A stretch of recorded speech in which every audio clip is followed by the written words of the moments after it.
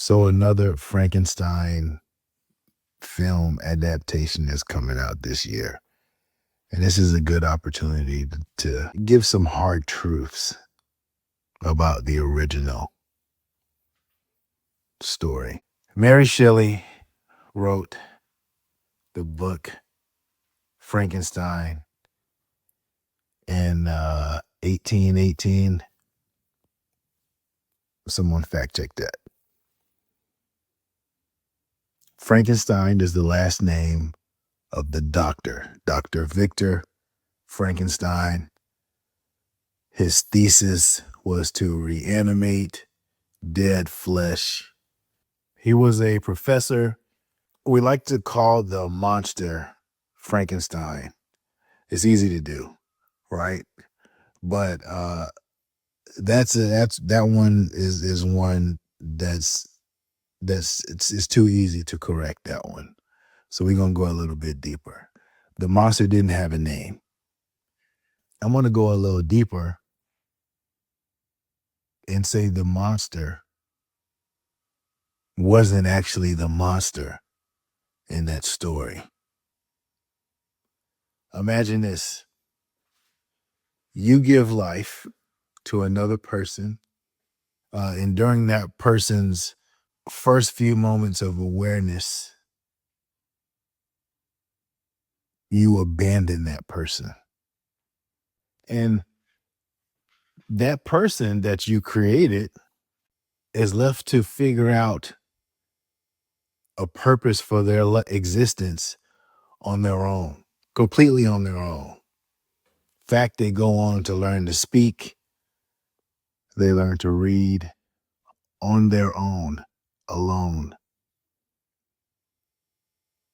Now, argument can be said about whether or not a person made out of the flesh of people who have already lived has access to the language in those, in those bodies' DNA. Blah blah blah. That's another subject. That's another journal entry. But let's consider Mary Shelley wrote a story about a person that abandoned a person they gave life to. The creature, well, instead of calling it a monster, we'll call it a creature. The creature learns to live on their own, tries to socialize. However, they're just too horribly disfigured because Dr. Frankenstein wasn't really focused on cosmetics. The creature spends most of his life hunting down Dr. Victor Frankenstein, begging with the man that created it to embrace me, to love me, to teach me, begging. The doctor continues to reject him. The life he created, the doctor rejects him and says, "Nah, I don't want to have nothing to do with you.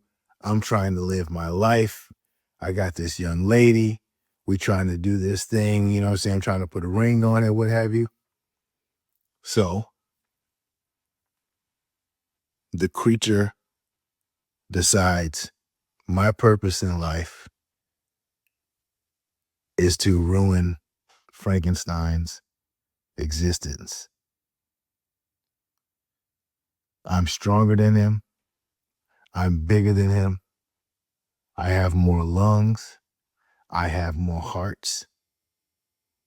Now there's a part of the story that you don't get a lot of in the adaptations. He had when Dr. Frankenstein created the creature, he gave him more than two lungs, he gave him more than two hearts, he gave him some other like double up on some other organs. I forget exactly. It's been a while since I read it. But the creature was like made out of football players. And as far as his internal organs went, Frankenstein harbored the best he could find to go into the creature.